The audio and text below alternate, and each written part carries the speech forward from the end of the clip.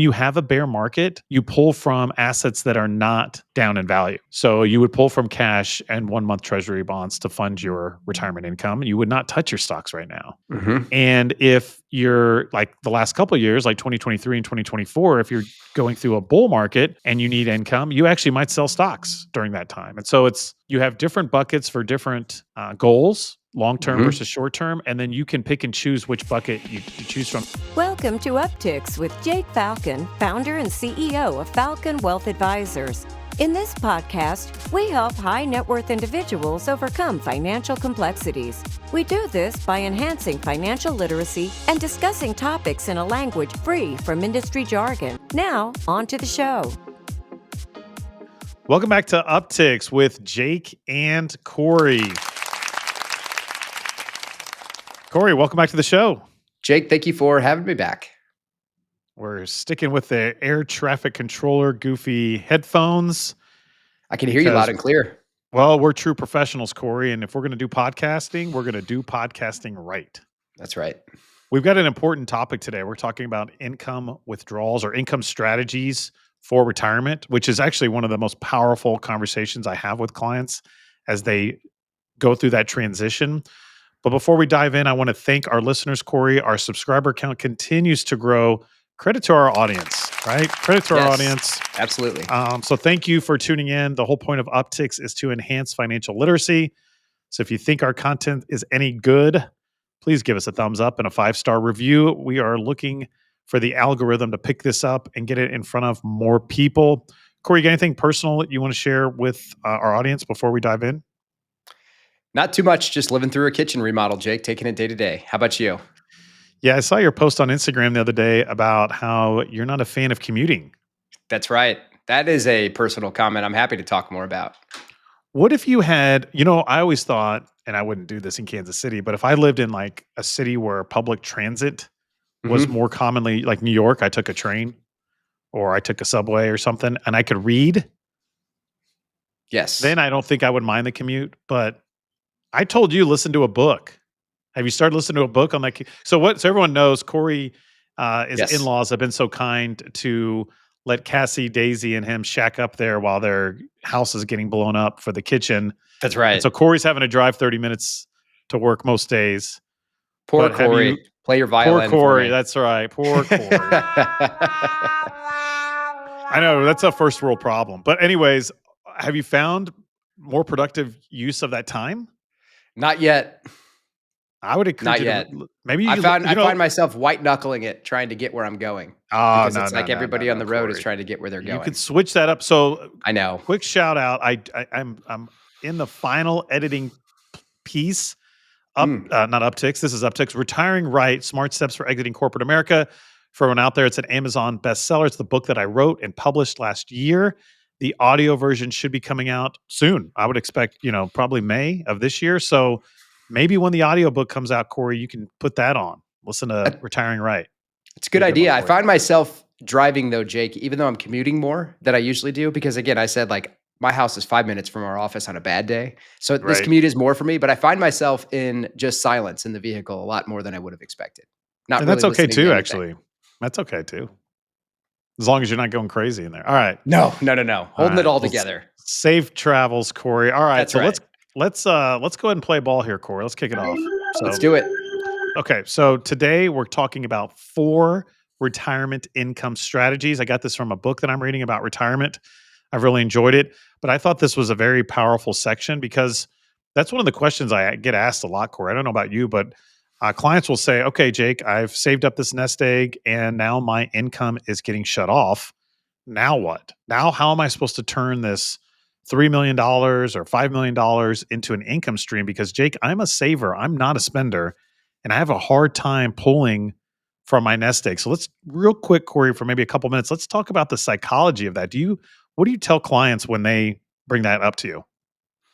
I tell them the best thing that we can do is define as specifically as we can what their goals are, what we're trying to accomplish. Like basically over all those years while they've been saving that money, there's been an end goal in mind for how those dollars will be spent. And I completely understand that it's not as simple as just flipping a switch. to go from saving to spending. And I think that is true for a lot of clients, Jake, kind of to and through retirement, where there's a little bit of a balancing act there. But I think the main thing is actually name what the goals are. So then we can talk about how to fund them as opposed to Mm. just making it about saving versus spending, if that makes Good, sense. good. So you drill down into the goals a little bit. I like that a lot. It takes people at least a year, in my experience, to get comfortable spending from their Yes. IRA or 401k. Another thing I love to do that now this doesn't apply to everyone, and I wish it did, but it doesn't. Is that I will like to pull up their portfolio over the last year, and I'll show them the income that we generated Mm, that they did not spend because they were still working, and say, "Look, we generated $150,000 in dividends and interest that all got reinvested, but you're telling me you need 100,000 from your portfolio. Well, we're already making that in dividends in it. Now there's no guarantee, of course. but that does help people, but you're right. So I like your point. Drill into those goals. How are we going to fund each goal? Let's look at the income that your account is generating. And again, it's easy for you and I to do this and our planners. It's the psychology, the shifting over. And so this is a very critical point in people's lives. And Yes. I think it's okay to be nervous or anxious about it. And when in doubt, just set up a meeting. Just set up a meeting, go over it with our financial planners, especially that first year in retirement when you're pulling from your account. They can crunch those numbers and show you. But that's why today's topic is going to talk about 4 different income strategies for retirees. So Let's with do that, it. let's start about number 1, Cory. So number 1 is called total return. And we actually do a version of this, Cory, but we don't Yep. do it as blindly as this version suggests. So basically, total return investing is a diversified portfolio of stocks and bonds. You take a systematic withdrawal, so 5,000 a month, 10,000 a month. In this strategy, they have a heavier allocation to stock, and maybe they have some money in cash or bonds. Hmm. But the big risk, and I want to hear your thoughts on this. I want you to poke some holes in it. But the big risk is that if your portfolio experiences volatility like we certainly have lately, you risk of selling assets when they're down in value. And so this is where a lot of advisors use this strategy actually, and they'll use something called a Monte Carlo analysis, which I'm actually not a Hmm. fan of. And it's called sequence of return risk, meaning if you're just going to say, all right, my target return is 7%, I'm going to pull 5%, no matter good market, bad market, whatever. A Monte Carlo analysis will tell you if the market crashes when you start doing that, what the likelihood of your plan failing is. And it scares people, but that's what it does. So I know I went on a lot here, Cory. Yep. Tell me what your thoughts on this. Do you love this? Do you hate it? What's good? What's bad? What are your thoughts on this first strategy? This is the total return strategy. I think that broadly speaking, it's the right way to look at the portfolio and thinking about this in retirement. And I think the whole theme of what we're talking about here today is the retirement withdrawal strategies. And like the name of the game for somebody who's going from retirement, obviously employment to retirement, is income and generating income and total return in the financial plan. So the sequence of return risk, the idea that, somebody retires into a bad market and they have to take distributions or withdrawals from their accounts at an inopportune time, that really boils down to how the money's invested, which is what we're talking about here today. So I think if the key is to understand where your income is coming from in good and bad markets in retirement, and to understand that if the stock market is down, for example, that does not mean we have things positioned to where we've got to sell stocks when they're down in value. But if you did Well, do that's it. that, that's the big risk, right? The sequence of return risk. Yeah, that's to be clear. And to be full disclosure for compliance here, none of this is advice. Like we're not recommending any of these strategies. We Of get course. pretty custom with clients. But that's what I'm getting at. That's the big problem here, Cory, is that yeah, you almost can't even talk about the strategy because you would never do it. That's what's so funny just now. Like Right. I wanted you to That's say, I don't care what you said. You say whatever you want. But like I see what you're the saying. point I wanted you to make is like that if you just focus on total, like I'm gonna pull 5% out proportionately, Hmm. then sequence of return risk is a big risk. And Oh, actually you have to lower your spending in bear markets. And you have to make sure that you've got 2 or 3 or years of cash in this strategy for it to work. And so I don't like this strategy. I like having a target rate of return, but as far as pulling from your account, doing it blindly and just yes. selling stuff to sell it is a very risky way to manage retirement income. And you know what, Cory? I bet a lot of advisors do it this way though. So beware. Like you'd never if you can avoid it, you don't want, I shouldn't say never because it's a bold word, but like you don't want to have to sell a Mm. stock down is what you were getting at. And so that Yes. leads us into option number 2 here, which is called time segmentation. And this is also Mm. commonly referred to as bucketing. And this is kind of what you were getting at, Corey, is that you have different investments based on different time horizon. So short-term buckets are for safety. So this would be cash or 1-month treasury bonds, and then even getting into a bond ladder.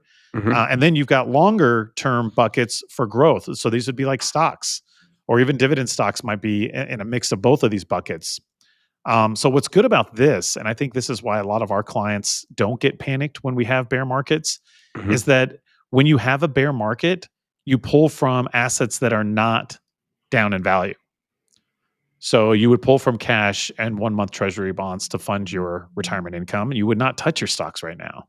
Mhm. And if you're like the last couple of years, like 2023 and 2024, if you're going through a bull market and you need income, you actually might sell stocks during that time. And so you have different buckets for different goals, long term Mhm. versus short term, and then you can pick and choose which bucket you choose from. Now, a big problem with this one, Corey, is though I think I wouldn't like some advisors will do a pure time segmentation. Like they'll say for the first 5 years, you're only going to pull from bonds. Mm.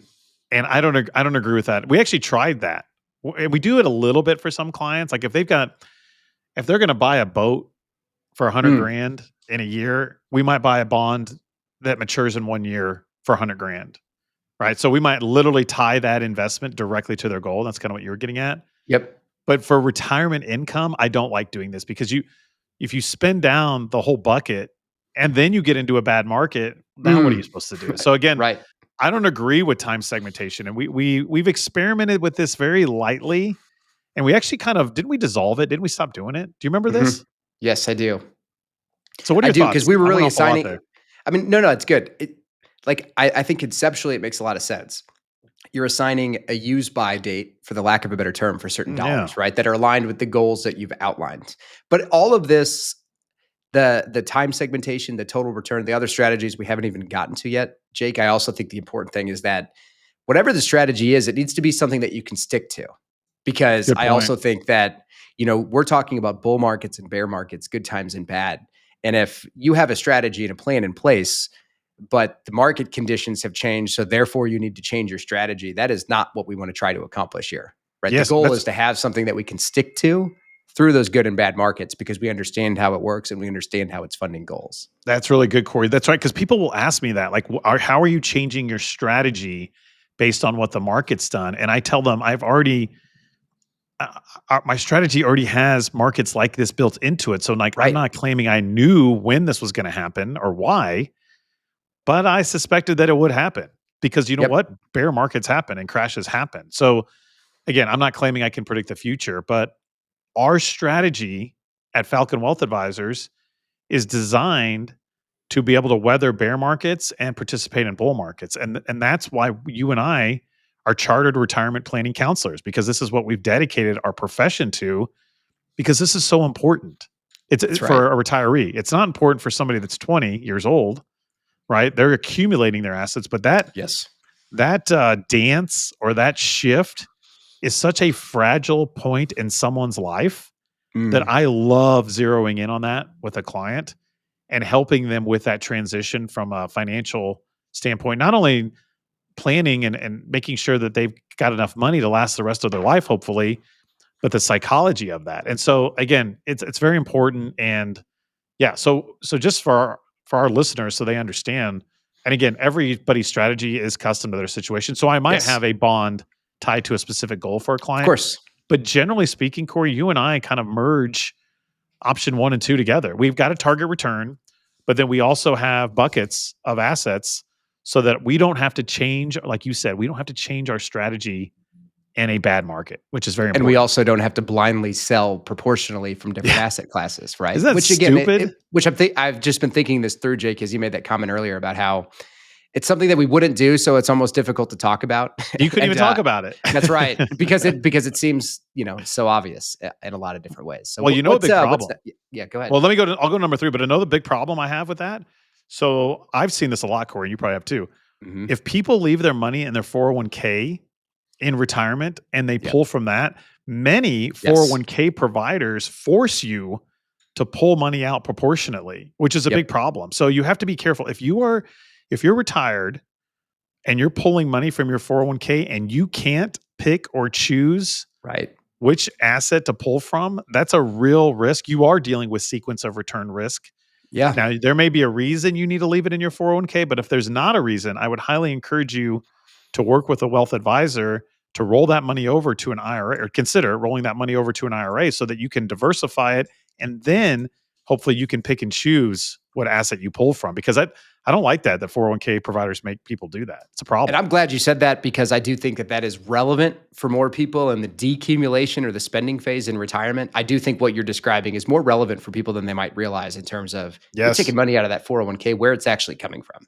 Yes. Yes. Good. Very good. That's a good one. All right. So option number 3 is income protection. So this is a Mm. safety first approach, Corey, and it's using fixed annuities, which is a bad word for you and I, fixed annuities for core spending, and it's commitment oriented. So Mm. basically, this person might say, Corey, I need 4,000 a month. I want to spend 10,000, but I know I need 4,000 a month to cover my basic living. Like I could live and be happy off 4 grand, but to do all the fun stuff, I travel and toys and other stuff, I need more. Mhm. So this argument would be to put enough money in fixed annuities, which are kind of like bonds, except they're a product. There's Yep. higher fees typically, and that generates that 4 grand a month for the rest of their life. And the reason it says commitment oriented is that typically when you buy an annuity, you're saying I want to lock this in for the rest of my life. And so you have to be very commitment and very risk adverse. Now, again, at Falcon Wealth Advisors, we don't like annuities. In fact, Corey, I don't think I've ever sold an annuity ever in my career. Have you ever sold someone an annuity? No, I haven't. I've No, and I don't, explored a handful in certain situations, but no, we have not. yeah. So, what's crazy about this, Corey, is that, and it's been fun reading this book, is that academically, they're actually a lot of the professors or philosophers on retirement, they like them a lot for people. Mm. But in like practicality, a lot of advisors are actually similar to you and I, don't use them, don't like them. And the reason is they're irreversible. There can actually be tax complications and they have a bad reputation. Mm. Also, annuities don't typically protect against high inflation.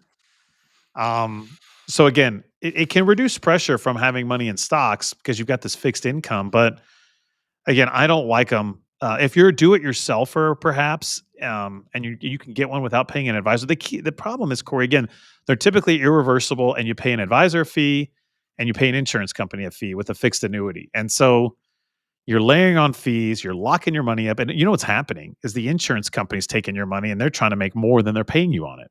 That's So right. our argument is like, why don't we try to make you more instead of letting somebody else make more with your money? So I'm not a fan, but I understand there's a place for them. We're very fortunate that we get to choose which clients we work with. And a client that really needs an annuity, I don't think they would be best served by us, Corey, because I don't know I'm not versed in all the annuity products out there because I'm not selling them. I'd probably refer it to somebody. Right. I don't know it depends on the person, but I've never sold one. Coming up on 19 years, I still never put somebody in an annuity, but go ahead. Yeah, that's right. And I don't, and to your point, Jake, we've worked together 15 years and I have not had any clients that have shown me an annuity statement where they've said, Corey, this is the best investment I ever made. Yeah, good Exactly to your point. point about not selling them. But I also think it's really interesting that the book you're reading was arguing on the academic side that annuities are underused. But you and I, of course, have talked about them a lot on the show. And we know that we're not alone as advisors that don't like using annuities. That's just interesting to me because I think the idea of how an annuity works in theory and in reality can be very different. Yeah, exactly. And that's why, Right now, annuities sound great to people when the market's real volatile. It's like, oh gosh, if I just had fixed income and I didn't have to worry about what the stock market was doing. That's why we hear a lot more about them right now. yes. But you can get something very similar in a bond and a treasury bond. So, and I appreciate academia, but you're exactly right. In the real world, it typically doesn't work out like it does on paper. And you know what? Everybody that pays into Social Security will have an annuity. Everyone that qualifies for Social Security is an annuity. Right. So that's my other argument is you already have one. Right. And it's You and funded by me, everybody working. well, and you're funding it right now too. So, True. like, you're not funding yours, you're paying for people that are on Social Security because that's my conspiracy that it's a bit of a Ponzi scheme. But Yep. my point is, you and Cassie you already are going to have an annuity in retirement. So why would you go buy another one? Right. Like, you already have that. So Hmm. so do something different. Buy stocks and bonds or even real estate. Like, again, none of this is advice, but my point is, for people that really want an annuity, I think my point back to them now is like, well, you have one. It's called Social Security. And Yes. it's going to pay you X. Now, people are worried about Social Security running out, and that's a whole topic for another show. But my point is, Social Security is your annuity, right? So you got that. I already got Yeah, that. that's good. That's really good. And I think to just evaluate it with maybe less, Jake, you can check me on this, to take, any opinion or bias out of it. With the annuity, generally speaking, you were paying more money for a guarantee that people crave or desire or want. But what you're Right. giving up is flexibility and control. And I think that's the sort of commitment orientation piece. So I think in the spirit of not trying to call any one thing good or bad, I think that's Yes. really why they exist in the first place and the things to consider. But you're basically locking yourself in to something in the future and giving yourselves less flexibility for something that you may not need, which I think is our point. Yeah, it's a trade-off. You're exactly. You're Trade off. trading you're trading control, flexibility, and money. You're spending more money for Yes. this. It's insurance. Yep. You also have to be Exactly. careful because if you put $1 million in a fixed annuity, Mm, you're basically saying that it's one, and you do it in one. Like, you're putting all your money in one insurance company. If that insurance company goes out of business, you could lose your money still. mm. So you're actually there still is risk. Like, you're Yeah, not. that's a whole different set of risk. Yeah, you can't. It's similar. It's not the same, but it's similar to putting all your money in one stock, $1 million in one stock. And let's say you have $2 million, and you're like, I'm going to put half in an annuity. Even if that person was going to do that, and I referred them to an insurance salesman, I would say, well, make sure they bust that up into several different annuities and with different carriers, because you don't want to put $1 million all with one company. What if that Right. company goes out of business? What if you're Right. what if you're 60 years old and you're hoping for a 30-year retirement? Do we really know that that insurance company is going to be in business for 30 years? No, Y That's a we don't great know point. that.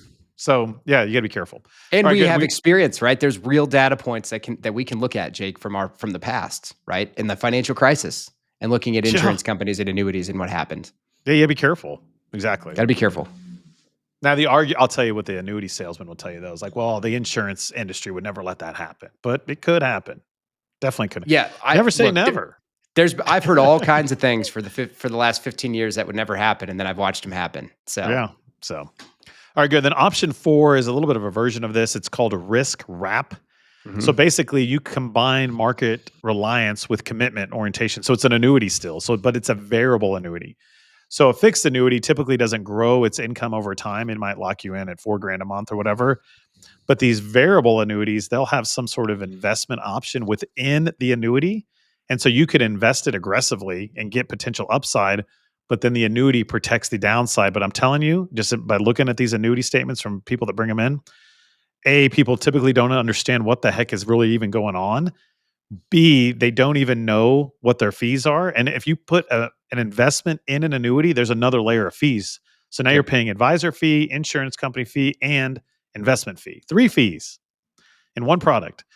And then I would say C, don't forget you're losing control and flexibility in there. So I don't like that option at all. And I you made a good point, Corey, that I've never had somebody walk in and say, I'm really glad I bought this variable best annuity. investment I ever made. And there's no Yeah, yeah, shame. I Like, know. normally there's two things that normally happen that I've seen why people buy annuities. Mm, They either are very scared and they think that they're doing something prudent for their family at the time.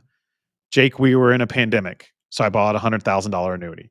Or Jake, I was worried about the tariff war or whatever you want to call it. Like, so I bought $100,000 annuity. Or the financial crisis, I was worried about stock market going down, so I bought it. So they're doing it because they're scared, or, and this is the worst reason, they really like the salesman. It's their buddy from church, yeah, or someone they grew up with, yep, or their kid. yep, Their kid sold them a new. I don't know if I've seen that, but, like, you know what I mean.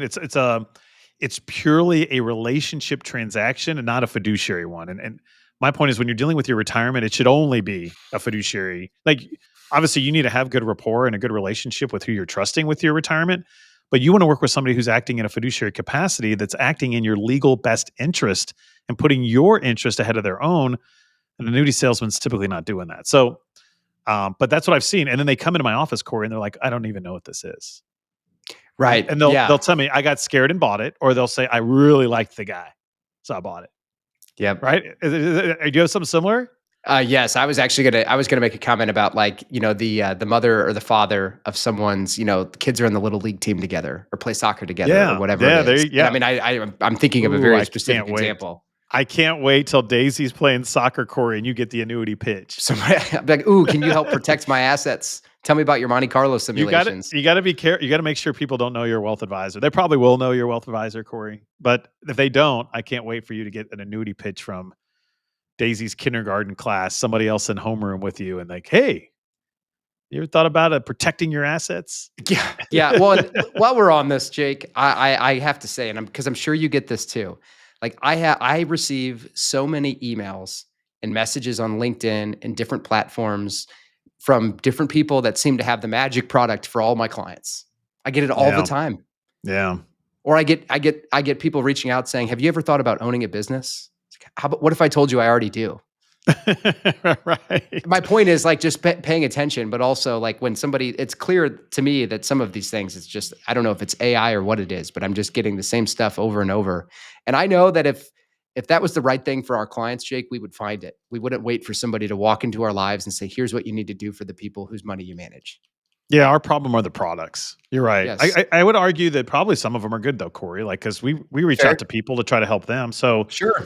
but our big issue at Falcon Wealth Advisors is we don't want to turn over our clients' capital to some third party product who doesn't know anything about our client and is not a fiduciary to our client. I don't know why we would do that. Right. And I That's think if we're talking about our clients' capital, it's our clients' life savings. yes, it's their money and they've hired us. We're not going to go give it to somebody else who's going to go charge more fees. Like what? No, we literally will buy and sell individual stocks and bonds Yep. because they hired us to do that, and it's transparent. We have control, and they know exactly what they own and why they own it. That's right. And it's really that simple, actually. It really is that I simple. agree. Again, too many advisors. I think the problem is, Corey, a lot of advisors, and this is going to sound harsh, aren't educated enough to do it. And I'm not claiming that I'm some genius, but like you and I have taken the time to study markets. And then we've also hired very smart people around us to do it full time. So they either haven't taken the time to study or they haven't invested back into the practice to hire a group of people that can do it. And so they outsource it.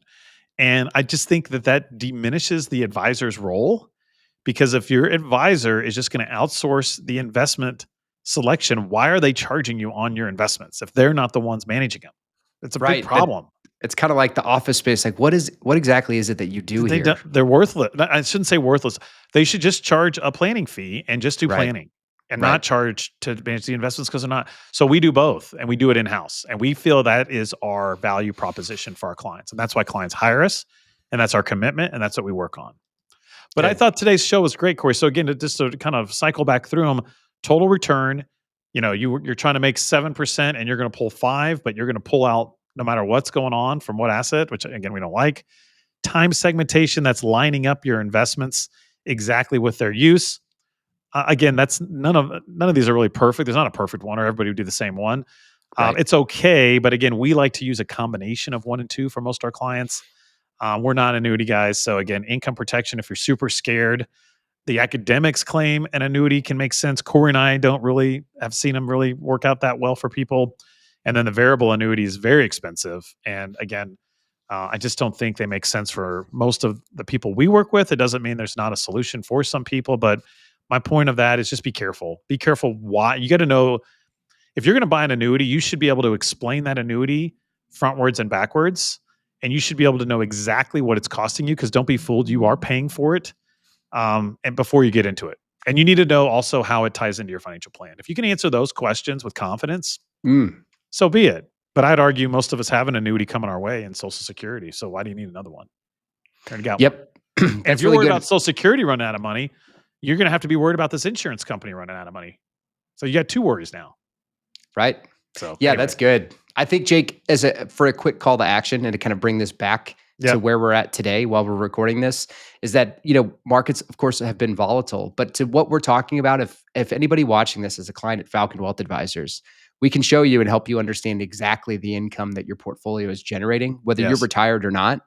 And if you're not working with Falcon Wealth Advisors, that's a question that your advisor should be able to help you understand, is how much your portfolio is actually generating by the way of income. That if you retired and started taking distributions from that, how much of that is income and when you're touching your principal? That's something that you should be able to understand and something your Right. advisor should be able to explain in your plan. Yeah, good, To Cory. just Thank you. help take the onus off of what's happening day to day. Yes, perfect. That's a great place to land this episode. So thank you, Cory, as always, for joining me, and thank you all for tuning in. We hope you have a great week. Thank you for listening to Upticks. Click the subscribe button to be notified when new episodes become available. Also, be sure to visit our website, falconwealthadvisors.com, and click the Contact Us button if you'd like to meet with Jake and his team.